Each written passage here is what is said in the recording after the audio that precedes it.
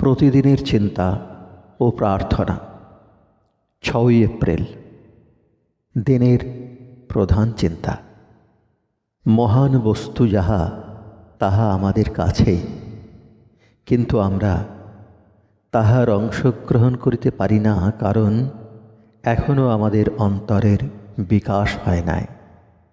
মুখস্থ করা যায়, তব মুক্ত কণ্ঠধ্বনি জাগাইল মোরে, ছিনু যাবে আমি অলস স্বপন ঘম ঘরে।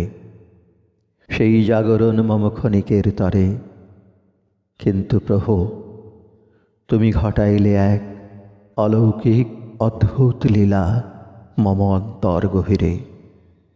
থাকি আমি ঘুম ঘুরে, তবু যেন রহে জাগরুক প্রহরীর মতো কেহ একজন। জাগাইলে তুমি যাহাদে, রহে সে যে সদা অনিদ্রিত।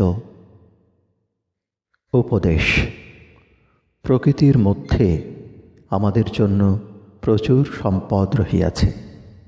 প্রকৃতি দেবী আমাদের শিক্ষা দিতে প্রস্তুত, যদিও সে শিক্ষা গ্রহণের জন্য আমাদের দিব্য দৃষ্টির প্রয়োজন। আমরা যখন প্রকৃতির আচ্ছাদন স্তরের পর স্তর তুলিয়া লই, তাহার অন্তরের সকল ধন তখন প্রকাশিত হয়। ইহাই সত্যি মানুষের অন্তর বিকাশের গুচ্ছতত্ত্ব। মানুষ যখন এই অনুভূতি লাভ করে, তখনই সে বুঝিতে পারে যে কি বিরাট আধ্যাত্মিক জীবনে তাহার অধিকার, কি মহান শক্তি তাহার নিজের ভিতরে রহিয়াছে। কিন্তু এই অনুভূতি কেহ আমাদের জোর করিয়া দিতে পারে না।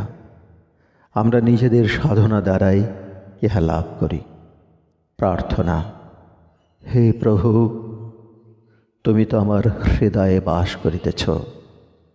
আমার সহায় হও, যেন আমি জাগতিক ঐশ্বর্যের মোহ হইতে মনকে দূরে সরাইতে পারি, এবং এই মনকে এমন স্বচ্ছ এবং শান্ত করো যে তাহার মধ্যে যেন সত্য জ্যোতি প্রতিফলিত হয়।